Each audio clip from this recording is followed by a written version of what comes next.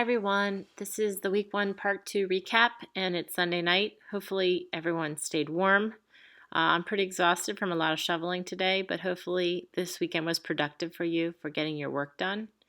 I wanted to go over a couple ideas that were shared in your presentation this week and just recap on those, and also some communication items. So we're going to start with the weekly literature sharing. This was your first week to participate in that activity, and it's an activity that will continue through the rest of the semester. Most of you have submitted this at this point, and you've done an excellent job. I know a lot of you were a little bit apprehensive about doing it because you've never done anything like this before with the book, but everyone who turned something in did a great job. Yes, for some of you it was easier than others, but it will get easier each week. And what's really neat about this activity is by the end of the semester, you'll look back to these first few weeks and say, wow, I didn't really know what I was doing, and now I can do this, and it's simple. So just keep plugging away. I want to do just a kind of just a little bit of an introduction of each of the reading areas, because those are the ones that I think are most difficult on this activity. So the first reading area that you have to brainstorm for is phonics or phonemic awareness. Phonics we will be learning about in the next couple weeks, and also phonemic awareness. Phonics is the sounds that our letters make. A lot of you were probably instructed in phonics in your own learning to read kind of time frame. Phonemic awareness is hearing the sounds in words, but not associating them with letters, just the ability to hear sounds in words. So anything that you can do with repeated words within a book, looking for rhyming or syllables, or just looking at letter sounds, that would be something you can find from phonics. To be completely honest, a lot of times I look at the title of the book or the theme of the book, and I use that for my phonics sounds, unless there's a word or words that are repeated throughout the book. In the area of word identification, this is where we're looking at types of words. So we're looking at contractions or compound words or sight words. Anything that is a type of word that you could identify and share with children. Or if it's the sight word, the high frequency word vocabulary words that you'll be teaching them, that's another way that you can practice those within the text. Comprehension and vocabulary are a huge category, and you could go on and on and on. But comprehension is any kind of activity that will increase the understanding the student has with the text that you're reading to them. And of course, vocabulary would be words that you think are important to understanding the story that you're sharing with them. The last area is fluency, and fluency is hard when you're working with young readers, because typically fluency means you're reading something smooth and fast so it sounds like talking. With our younger readers, they might not have the ability to read the text that you have, and so we can talk to them about identifying punctuation and how do we read when we see that punctuation at the end of a sentence. If a story has a chorus or something that's repeated over and over again, even if they're non-readers, they can jump in and start to read with enthusiasm or expression. So that's the things that would fall under that fluency category. The other categories, writing is pretty self-explanatory, the same with math. And social sciences, again, is social studies, science, or health. And other is anything that doesn't fall into its own category. Keep up the good work, and remember, if you're stuck, do the best that you can do, and then look at mine and see if you can grow just by watching or listening to what I've shared with you. It will get easier, and the more you start to think about the categories that we're learning in this course, the more you'll be able to apply it to this activity. I wanted to go over next the Padlet Board. One of the things I had you share this week was your relationship with reading, and we had those pictures of the young students, and you were supposed to tell me who you connected to. And I was pleasantly surprised that most of you really, really enjoyed books as children, and that many of you were read to by your mothers and grandmothers, your fathers or grandfathers, and teachers.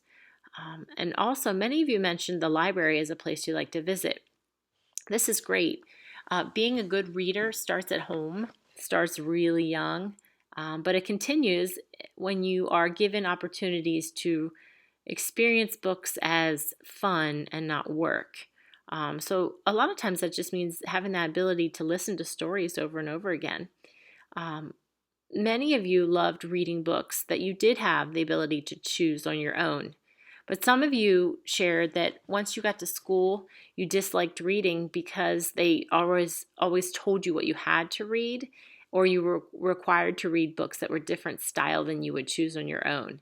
We have to remember this as teachers, that we have to give boys and girls an opportunity to still have self-selected reading time, and also we have to share with them all the different genres out there that was shared in the presentation this week, because many times you'll have reluctant readers that don't realize there are some genres out there that they really would enjoy. Your boys are a very at-risk population for not enjoying reading, but there are so many great genres out there, and the literature these days is of such high quality that we want to give everyone the opportunity to love reading and not force reading upon them that they don't connect with. So that's just something to keep in mind when you are in the classroom and you're giving those opportunities to children.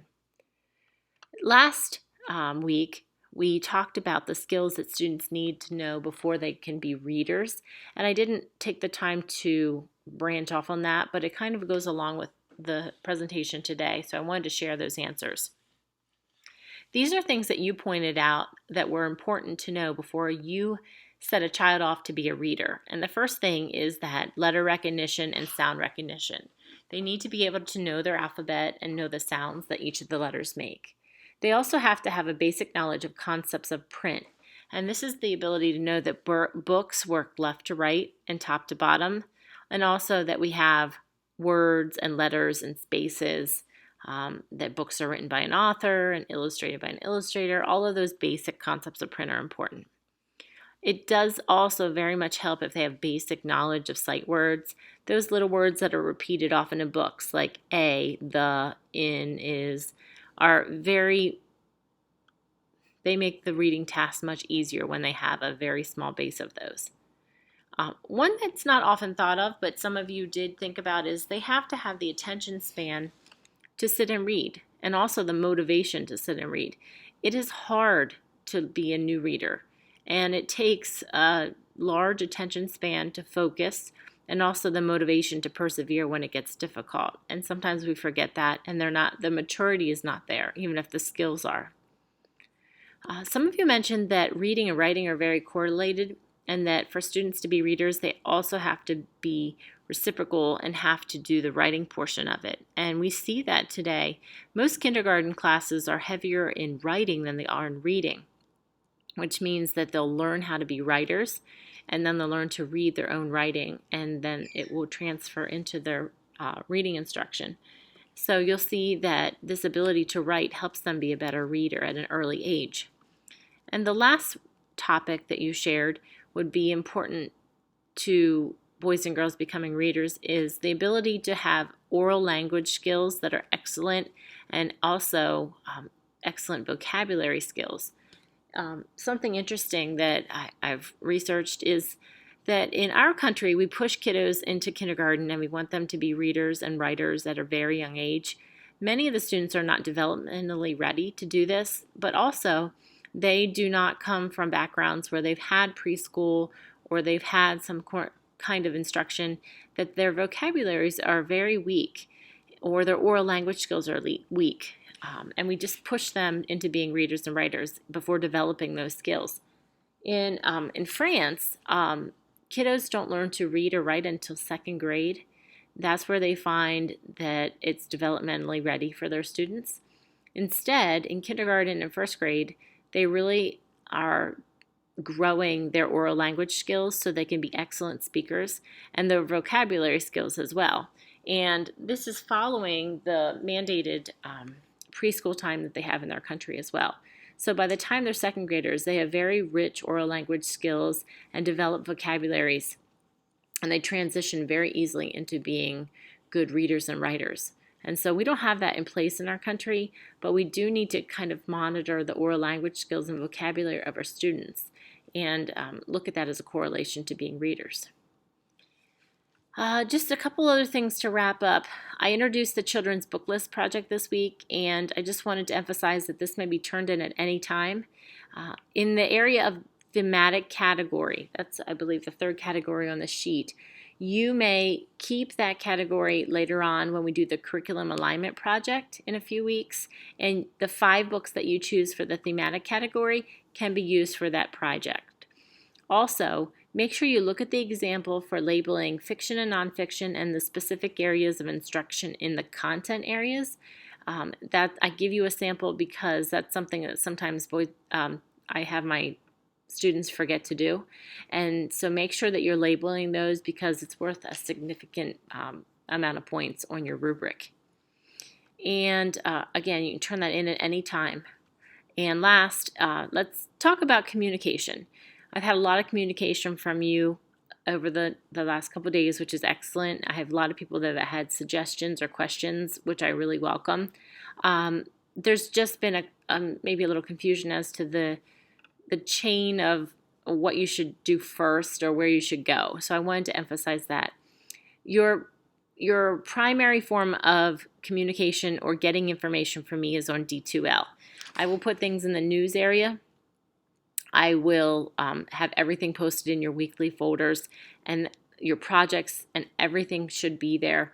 That is your go-to. Now, sometimes D2L isn't very reliable, and so as a backup, we have our Facebook page, and that's also where we'd be posting projects and things just because it's easier to post it there than in D2L. Once in a while, I will post things. I posted an article today on Facebook about the qualities of the qualities of children's litter that make it excellent. And it's just an article. Sometimes I'll post things on there, but those are just for fun. So if you get to them, that's great. If it's vital, it'll be in the news area of D2L. Your third form of communication is our class website that's listed on your syllabus, and that is your go-to only if you can't get things to work in D2L. It's my backup site where if people can't get something to download, I can send them there. But things on the website will only be updated as I make changes to them. So, I only have 4 presentations there right now because I've introduced, week 1 and week 2 to you, so they're available. But if you go to our D2L page, it will have the most current updated things. So that's kind of the order you should look for things for communication. D2L first, Facebook second, our website third. Also, I want to emphasize, if you have something that is really vital for me to see, text me or email me or call me. I get that right away. A lot of you have posted things on the discussion list, which is great, and that's why I put it there, because then everyone can see the answers. But if it's really something you need an answer to quickly, I can't access our D2Web website as quickly as I can get to my text and my email. So if it's really super important, then I'd like you to text, email, or call me with your information. And if it's just something that can wait a little bit, put it on the discussion list. And that's our week 1, part 2 recap. You're moving into technology for week 2, part 1. And then you'll move into week 2, part 2, which we get really into the content of the course. So great job. You're off to a fantastic start. And I look forward to seeing all of your interesting website evaluations this week.